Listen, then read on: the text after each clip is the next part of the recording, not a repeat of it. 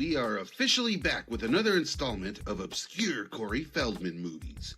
This time delving into one of the dude's lesser-known collaborations with Disney, of course after leaving his mark as a kid with Fox and the Hound. But now, well, it's the 90s.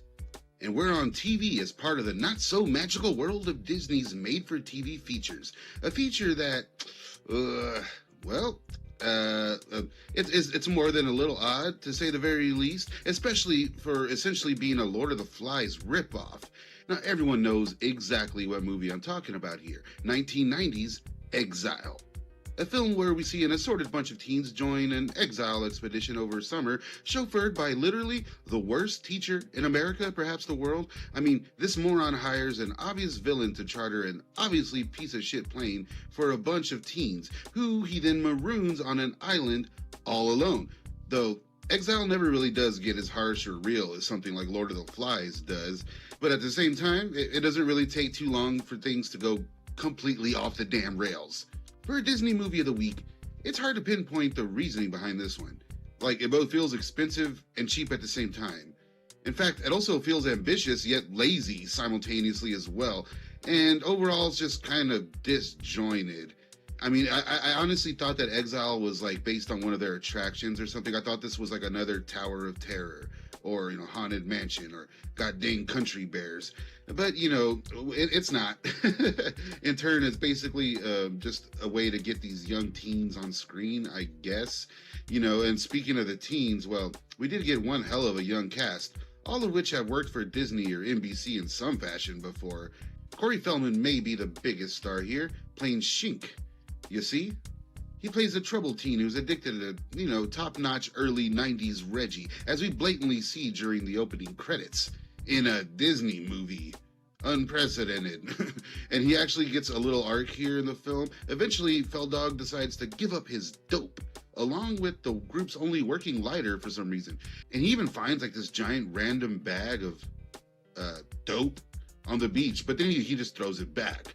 But also a sad reminder that, in real life, Feldman was going through some serious addiction issues that would derail his acting career for a bit there after this. But hey, in Exile, Feldman stars along Sarah Buxton, at least, for the first time, as they both appear again later in Rock and Roll High School Forever as love interests. Oh, yeah, and Buxton would also appear with Corey Haim in The Amazing Fast Getaway 2, officially making Sarah Buxton part of the Two Corys Rogues Gallery of Women, an official Two Corys Babe-arino. And damn, Sarah Buxton, am I right? So aside from them two, the other notable actors we get here are the underrated character actor Kirsten Warren, who was, is, and always will be a welcome presence on my screen.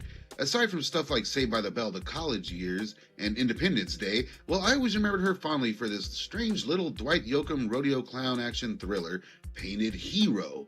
Check out my review next. And here in Exile, well, she gets a little to do amidst, this literal giant teen ensemble. Honestly, the worthwhile actors we get here, they don't really get too much time to shine because, yeah, there's a lot of bizarre subplots and a lot of just straight up minor characters. But more on that in a bit. You kind of get what I mean, though, here. Like, perhaps the biggest star at the time in Exile, well, aside from Feldman, was Michael Stoyanov, who that same year had the premiere of Blossom. He is on screen a lot here, but he's kind of pointless. If anything, he's like a light comedic fodder. Sorta. He never takes off his Exile shirt, so that was one thing. But the character that gets the most to do and the most on-screen time is the team's appointed leader, Dave, played by Christopher Daniel Barnes, who the year previous voiced Eric in the Disney classic The Little Mermaid, and he went on to do a lot of iconic roles as well in voice acting, but also in film, as he was in two flawless 90s staples in both of the Brady Bunch movies. Absolutely love those flicks. Clowns never laughed before. And from the look of his hair here, he was apparently fronting Tears for Fears or some shit as well. And with all the obvious Lord of the Flies influences, we actually get a cast member from Lord of the Flies. Here, this guy named Chris Furr, he didn't do much. He was only in like 3 movies. And actually, he grew up about 2 hours from me, which is strange to find out. And so seeing that, he did spend a lot of time marooned on an island in 2 separate film productions, the experiences could not have been any more different, I'm assuming. As an Exile, the dude gets a bizarre subplot where he befriends some monkeys. and he kind of bonds with them and goes a little insane while trying to protect them or something like that. I don't know. It's like this animal preservation thing that just pops up out of nowhere. Like this dude even builds a sling and starts practicing because he feels he needs it to protect the monkeys. What the hell? And again, he didn't do much after Exile. Well, aside from being tweaked out on some podcast telling absolute lies about Corey Feldman. The Disney movie. I did a Disney movie with Corey Feldman, who got me strung out on heroin at the tender age. Corey Feldman stuck a needle in my arm. Talk about that. I will talk about it. Anyways, other than that, we get an assortment of teens that didn't really make a mark, and a lot of them actually were featured on stuff like 21 Jump Street. You know, in fact, it was some creators behind 21 Jump Street that got this movie made, so I'm guessing they had a plan. You know, they knew the casting directors and agents and quickly gathered whatever kids they could for this weird little movie of the week, or I don't know. It's just all so weird. And, you know, as for the more bizarre moments of Exile, well, I can't help but feel that those elements were just forced in. Because while the film feels predictable throughout, I have to admit, it consistently surprised me and was far more adult than possibly any other Disney movie ever made. Not only do we get on-screen drug usage in the opening credits, but also just a day into the kids getting stuck on the island, a teenager drowns off-screen. Also, the pilot and the teacher go back for help, right? That's when they leave the kids alone. And the plane crashes, and the pilot and the teacher both seemingly get killed. Again, off-screen.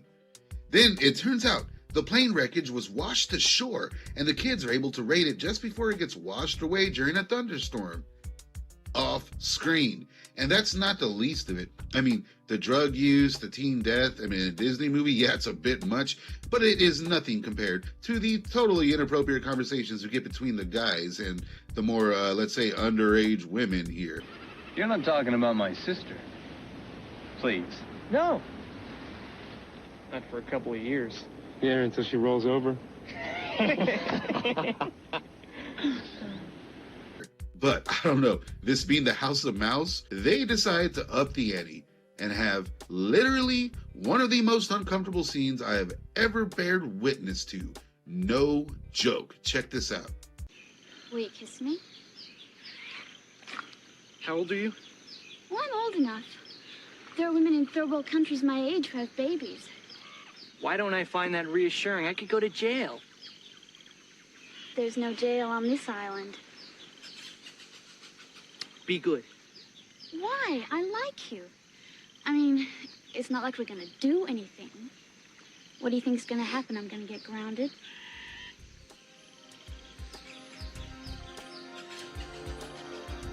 Why? What was the point of this scene?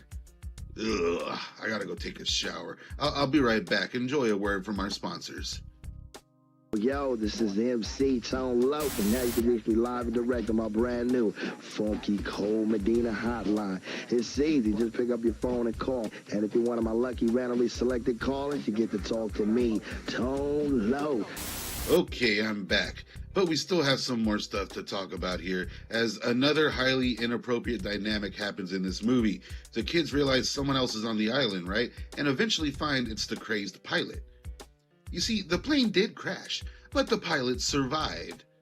Sadly, the teacher of the year did die, though, you know, of course, off screen. But this pilot dude is not who they expected, as Feldman quickly puts together that the pilot is a drug runner, hence the giant bag of dope that he threw back into the ocean, you know. Although that's not the least of anyone's worries, as this pilot guy has a taste for underage flesh. You may not like me now, girl, but we could be on this island for a long time. You're gonna learn to like me.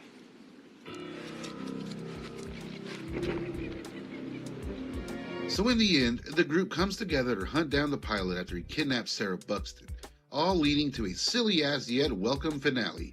Feldman utilizes his recently discovered hunting skills, and the kids go all a little mad for a moment. They set up a few traps and corner the guy, all armed with sticks, while this guy has a gun. But luckily for us, our monkey protector has finally mastered his homemade sling and brings on total destruction.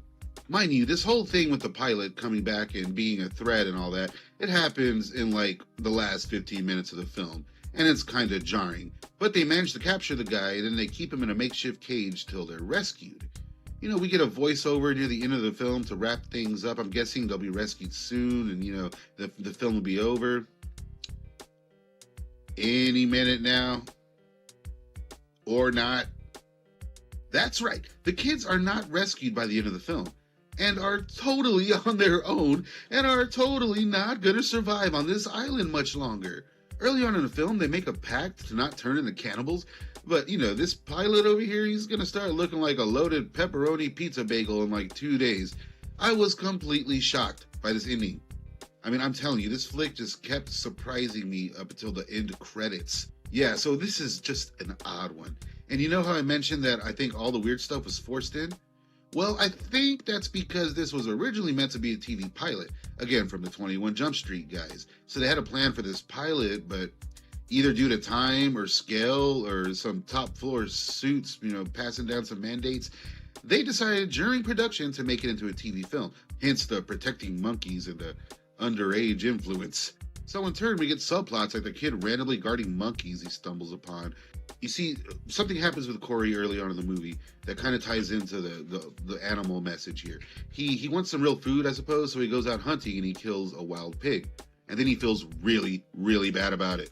He winds up giving this pro-animal speech and says he's not going to eat any meat anymore, and, you know, everyone do what you want, but he can't hurt anything that feels. You know, at least they're aiming for some kind of message here. I did it, okay? I killed him. But I won't do it again. There's fruit and water and clams, and I don't mind the fish. But I will not kill something that I think can care. You guys can do it if you want to. It's your decision. But I will not eat it, and I will not do it.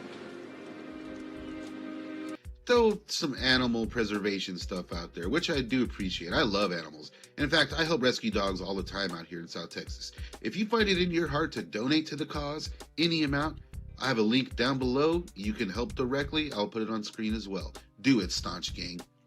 Corey Feldman would actually have a few notably similar roles, like wandering around the woods in Exile really reminded me of Teddy in Stand By Me, or especially surviving in the wilderness against bad guys with booby traps and whatnot. Well, that's exactly like the stuff we would see in Edge of Honor just a year later. Edge of Honor and Exile actually, well, they would make for a fun little Feldog double feature if you have no life. I always thought this was such an outlier as far as Disney TV movies go, and believe me, that says a lot. There is some weird stuff. But it was clearly inspired by Lord of the Flies, although it never fully commits, and is basically completely forgotten.